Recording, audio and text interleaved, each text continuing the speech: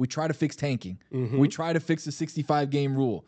If we had all the answers, they'll be downloading this and sending this up to New York to make sure that we were working for the NBA. So a lot to get to. Cade Cunningham is back. The Boston Celtics had an incredible season. We'll talk about them a little bit. Plus, Michael Malone to UNC. All that great stuff coming up next on the show. Let's go. Inside the game.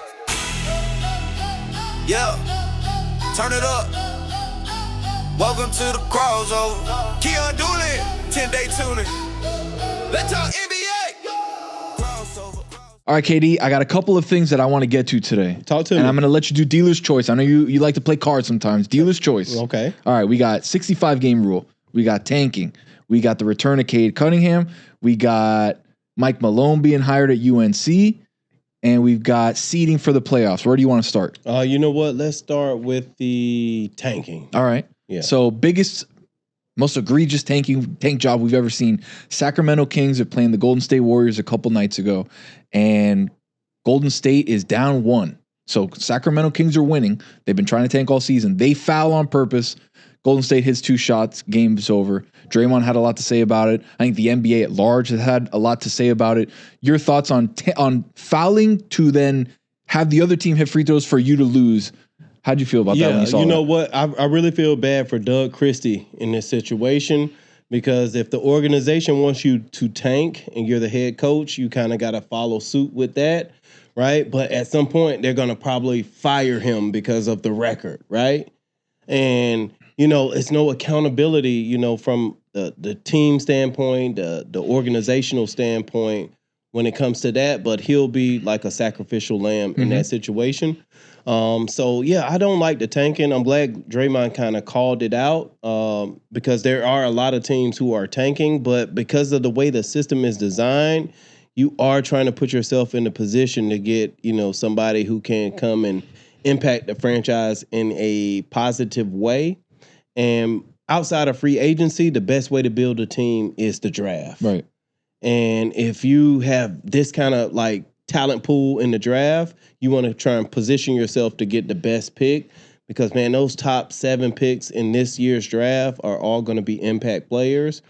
They got to figure out something with that. And it can't just be about the players. See, the players are held accountable when they make mistakes, when they do something that hurts the integrity of the game.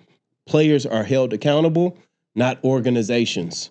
And that's something that they're going to have to deal with internally. Yeah, I think what they're going to have to deal with, too, is when you got so much money, don't mess with the money, right? That's what we're always told. Don't mess with the money, don't mess with the money. When you are in bed with all these gambling organizations, when you have people betting hundreds of thousands, if not millions of dollars across your league every night, and then you have something as egregious as is what happened against Sacramento where they're fouling while they're winning. They're fouling. Hack-a-Shack on a Curry while they're winning. Yeah. For them to lose. Yeah. You're talking about thousands, hundreds of thousands of dollars switching hands at a moment's notice. Yeah. Somebody in Vegas was like, wait, what? No, what happened? No, I just think that, I agree. That's messing with the money, though. And that's why Adam Silver's going to have to do something about this because this is just one isolated incident. But we've seen the bottom teams, the bottom 5 or 6 teams in each conference have been on a terrible losing streak. Yeah. I got some people that were 0-40. I think what they're doing is they're calculating their risks. And when I say that, it's like this. When you have a situation where tanking is inevitable, the rules haven't changed yet, right? So this is the last time they get to do it. So you might as well not hide your hand. You might as well just go all in. All right, cool. I need to make sure my odds for this lottery are stacked. I need to make sure I stack the deck. And the funny thing is, your son plays baseball. You're starting to watch and learn more about the game and watch the game, and they've changed so much from when you were probably watching to what baseball is now. The pitch clock, the ABS, all these things have changed the game in a game that was so reluctant to change. Baseball looked around and said, all right, we're losing everybody to the NBA, to the NFL, to college football, to basketball, all these different things baseball is losing. So what they do, all right, we'll change this, we'll change that, we'll change this, we'll change that. They made all these different changes, and now people can watch the game, follow the game, and all the things that they used to complain about, now they're not complaining. The NBA has to follow suit in some manner because we're looking at the game and saying, man, even though we love all the things that it brings, we're starting to see the flaws more and more and more. Yeah. And the tanking thing, I remember talking about tanking 10 years ago. People would tank for this, tank for that. Now it's so bad and so egregious that like something's got to be done about it. Yeah. Look, Adam Silver is brilliant, and he's brought a lot of money to the game. He's pretty much almost tripled, basketball-related income since David Stern, 10 years. I'm glad you brought that up. Would Stern do something and say something about what's going on right now? You know David Stern. Yeah, so, for sure, Stern would probably handle it a little different, but Adam's perspective and the way that he does things, like he's increased the value of basketball-related income. And it was a little bit risque, because like franchises have appreciated in value tremendously, right? And that's not what they were saying, during collective bargaining. But the values have gone up. What did the Celtics sell for? I mean, $6 billion. Yeah, and the Lakers got sold for a valuation of $10 billion. Yeah. So it's a different philosophy. Adam has been a little bit more global as far as like understanding like the rules of the game and the gameplay and how that could benefit other organizations that could bring in these kind of resources. But like when you look at the gambling aspect and the billions that it's brought in, like, from a bottom line standpoint, a CEO standpoint, like that is a win. When you look at the rule change and becoming more global, that has made the game more global because NFL dominates domestically. But the global aspect of it, like he's taken a different approach, and that's made it more conducive for European players to be able to play against American players. And so like when you talk about the streaming and the way that the game is digested now and bringing in all these networks and things like that has brought in more television money. And so like from a business standpoint, the bottom line has happened, but there's always going to be these residuals that could be potentially negative that you have to navigate. And I think they can, litigate or, kind of tweak the rules to be able to like kind of combat it. Yeah, because we're looking at teams that from the jump are just not going to be competitive. Yeah. And like at a certain point, it's like, all right, we've got a third of the NBA that's just not playing the same game. Like you've got the top dogs that are fighting for those number 1, number 2, number 3 seeds that have a chance to go on and make it to their respective conference finals and the NBA finals. And then a third of the league is just done. Yeah. By February, like we're looking at, instead of a 30-team league, we're looking at a 16-team league, 18-team league on guys on the play-ins. But for me, I just want to see something in one of the more progressive leagues in the world for them to look around and say, all right, I think we have the answers and we're smart enough in this room to figure out how we can mitigate the issues going on in this game, right? That being the tanking situation and that being the 65-game rule situation. I know you had an interest in that too. Let's because talk about that too. We're looking at, now Wemby's hurt. He got hurt with a rib injury. And what are you going to trot out Wemby for the next couple of games just for him to say that he played enough time to get the 65th game so he could be in for Defensive Player of the Year and in the race for MVP? Like, that to me is BS. Yeah, I think there's a balance that they can find between like the 65 game and the, minute restriction, kind of vibe that they were on and minutes. Because like LeBron won't have as many games played as Wemby, but he'll have more minutes played throughout the season, than Wemby. So I think there's a balancing area. There's a place where they can kind of, coincide. Yeah, they can they can kind of tweak that a little bit, and maybe, consider that. Loosening it up a little bit. Loosening it up a little bit. Because 65 is such a rigid thing because it's like the high water mark. You're like, all right, let me try to just barely get there, right? If you're talking about the minutes thing, then you can be judicious with your minutes maybe earlier in the season. Maybe later in the season, you could take a little bit less minutes. Like there's a sliding scale there that we can kind of play around with. Yeah. But the games are, what do you say a game is, right? Well, Is it 32 minutes? Is it 40 minutes? I never played 32 minutes in a game. 26 minutes? Like, how do you define what a game is? Not on average. But I think the coaches can help with that too because, like, there's incentives that guys have, like, not only, with their contracts, but also with their shoe deals, right? And so Giannis is a guy right now who's going through something similar where he feels like he wants to play, right? But, like, if he plays a certain amount of games with his shoe contract, like, he gets a bigger bonus. And so, like, now you're talking about, like, messing with people's money. with Cade and with even with Luka and things like that. Hey, Luka's out for the rest of the regular season too, right? We've seen, coaches, if somebody is injured or something like that, put them out there for a second, and then like soon as the ball is thrown up, they foul. Like even if those guys' numbers go down for a game and they score 0-0-0 across the board and they get their 65, now they can become a super max player. They can get certain incentives, all NBA, NBA, all these different things that could have an impact on their bottom line. But who does it benefit? That could potentially benefit the player more than the organization. Because if I have to pay Luka, a max contract where he's not super max because he didn't make all NBA, like now you save yourself $100 million for the organization. But then you screw the player in the meantime. But you screw the player over in the meantime, and I think the system has always been designed to kind of screw the players over. For sure, but you do have a strong union in the collective bargaining of like, all right, the split revenue for TV, like all of these things are collectively bargained. You've been a part of that, and you had a hand in a CBA. And when you look at the Lukas and the Cades, the guys that have been MVP worthy, the Wembys, none of them are going to reach 65 games. Not one of them. And you're going to tell me that those three guys specifically aren't going to be all NBA first team? Yeah. So, Cade's been an all NBA first team guy. Luka's been, and Wemby's been. Yeah. But now those three guys are not going to be first team all NBA. And it's crazy. I mean, even all NBA, it triggers like that kicker, that kicker. But then you have people like Ja Morant, right, who got suspended and didn't get an opportunity to make all NBA. And so like some of those things can be punitive, right? And really like a player like kind of self-destructs in that moment. But some of them are like, natural that happens in the game. And you have to have that balance. I think the voters should be savvy enough to know that like when a guy's load management or if a guy gets hurt and injured. Right. Like Cade literally, had a punctured his lung. Yeah. You know what I mean? Like Wemby gets hurt the other day. Like that is a big thing. You know what I'm saying? Like he wants to go out there and play. Giannis right now is on the sideline like begging to play, right? But the organization is like, okay, you may potentially leave. We got to try and, build for the future and things like that. So right, if you win too many games because you're playing with us, then that messes up our draft picks later on. Yeah, they got to balance it out, Tone. And I don't have the answers, but hopefully they can come up with them. And Luka, we saw the game that they got blown out against the Thunder where he hurt his hamstring. He tweaked it in the early second quarter. Came out after halftime, tried to push through because I think there's that minutes of like what is an actual game if you're playing, so you can stay within that 65 game.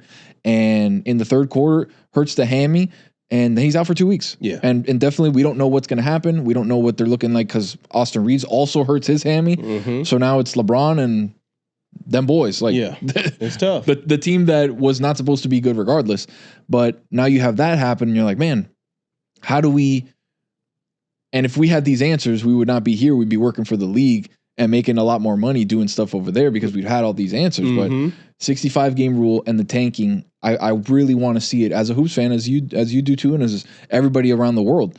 We want to see answers to these two questions. Absolutely. Earn the offseason, Adam Silver, all the board of governors, everybody that's the smartest people in the room, get together, try to figure something out so that next year we don't have to have the same conversations of, 8 teams in the league are tanking, and we have all of our all-stars not playing and not being able to be all NBA, MVP, Defensive Player of the Year, all this stuff. So I really hope that they can make something happen. I hope so too. Buddy. You said something about Cade. Cade's back. He's back. Double in his first game. What do you think now? The Pistons were 8-3 without Cade. Yeah. Jalen Duren stepped up big time, was a man amongst boys they got as better. Usual. Yeah. But now you insert Cade. Like we were a little bit iffy on Detroit. Yeah. Detroit back? Yeah, no, Detroit's back, man. Like, here's the thing. Like, when Cade went down, like, guys stepped up. Like, so Thompson got better in that moment. Duren was, I think, like 22 and 12, something like that. His numbers, like, kind of escalated.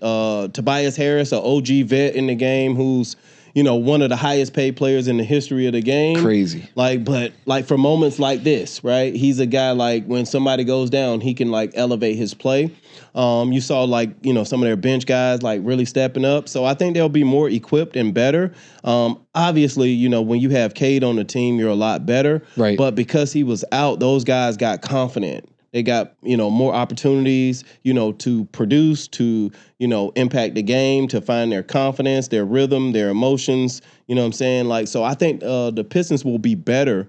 With Cade coming back, getting healthy. Another guy that stepped up for them in the wake of the injury was Dennis Jenkins. Yeah, their guard. Yeah, he's nice. I was like, ooh, he's nice. Where they been hiding him? He's nice because he's a nice little combo guard. Could get his own shot. Was facilitating nicely. Nice. Like they've got some players over there. He's man. nice. He's super nice. And Detroit was a team in the landscape of the Eastern Conference where we looked around and we're like, all right, if Cade is, when you got a 7-game series and their scouts and their front office and everybody is dialed in on stopping you, was there going to be enough firepower for the Pistons outside of Cade to be able to get deep into the playoffs like we think this team can get? Yeah. And what we've seen over the last 11 games without Cade is, they were decent. Yeah, I think they're on the track, man, to meet the Celtics in the conference finals.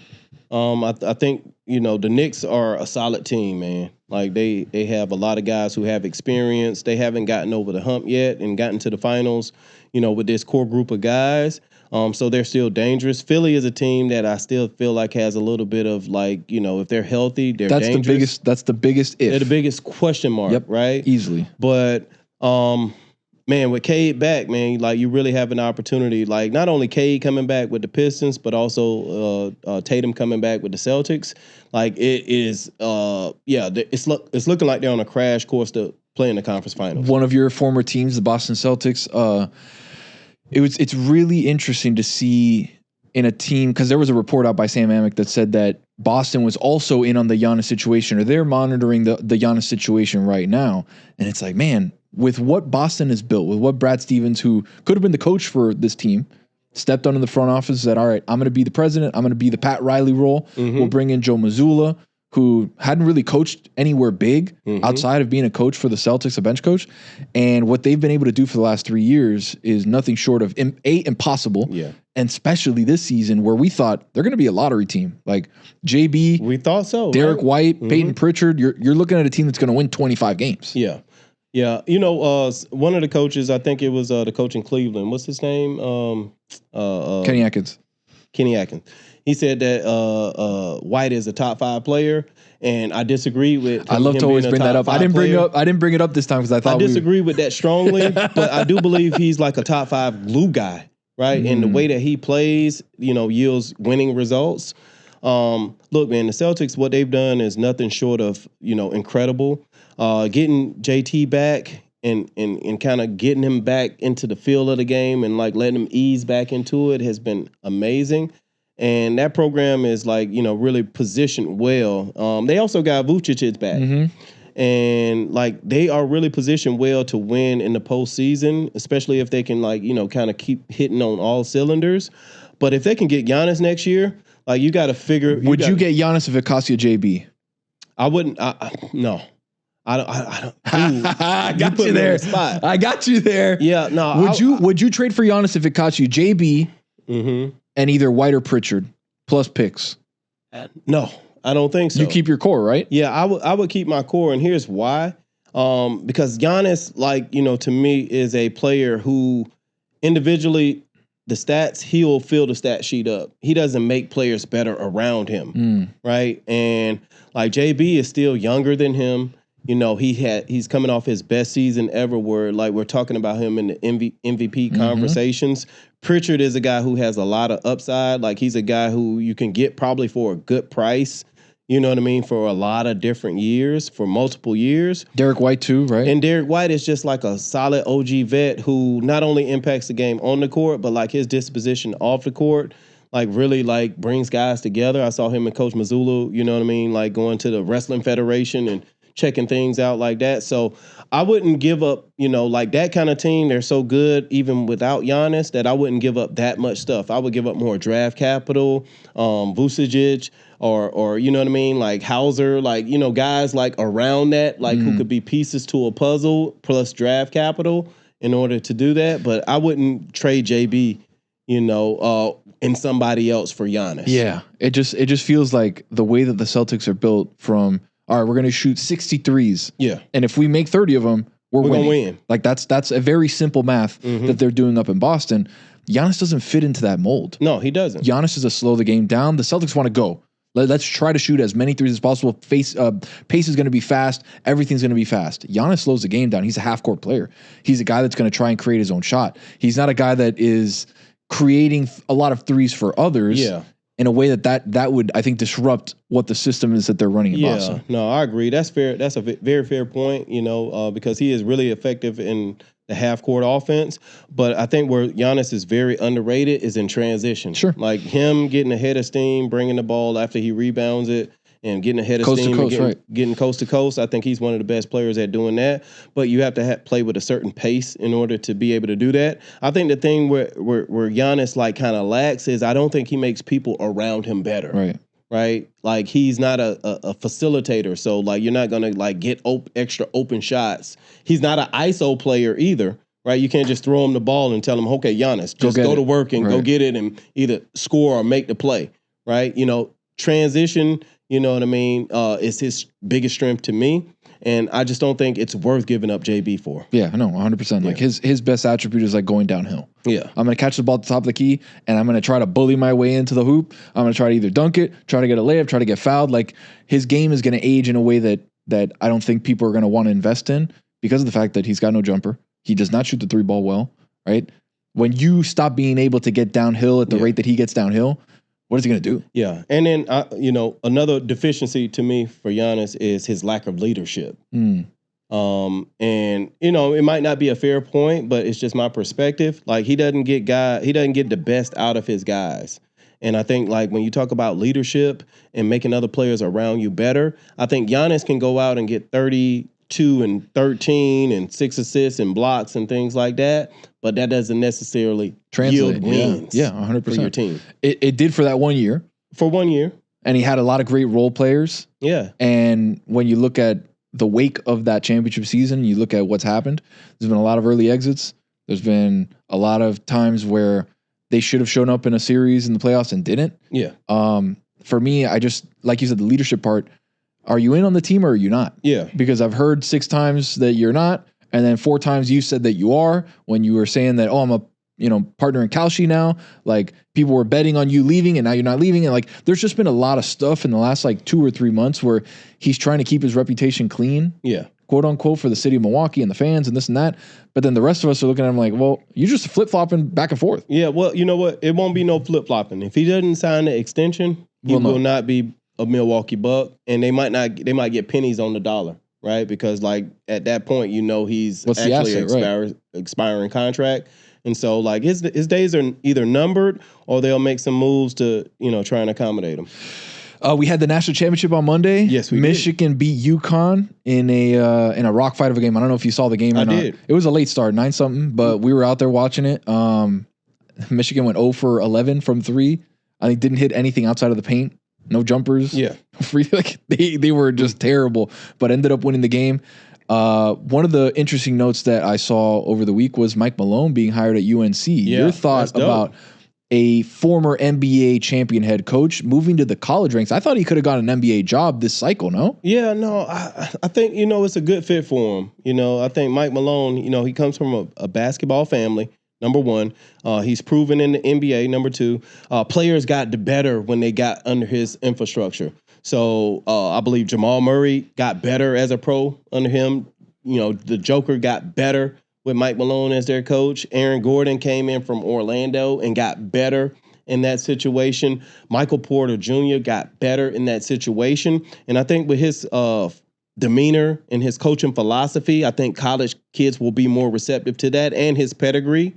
So I think, it's exciting. I think that was a good hire for him. I think, he knows the game well enough to be able to make the college adjustments because that game is totally different from the NBA game. Totally different. Just watching it. It is. But if you're a guy if you're aspiring to be an NBA player, you want somebody like that who can tell you and teach you and hold you accountable and coach you and push you, to get to that other level. I've seen a lot of the former Tar Heels talk about it, and they're happy with it, even though he's not a UNC guy. Right. But he's got that UNC disposition, and I think he'll do well in recruiting. I think he'll be good with the media. I think he'll develop the players, and I think the Tar Heels made a good hire with that. I think the interesting point of what you said is guys are going to go, all right, this guy's won an NBA championship. He's coached Nikola Jokic. He's coached Jamal Murray. He's been part of these incredible teams and programs. It's the same conversation that Nick Saban would have, and he sits in your living room and said, all right, you're a defensive end, you're a running back, you're a tight end, you're a receiver, you're a corner. I get guys in the NFL. Mm-hmm.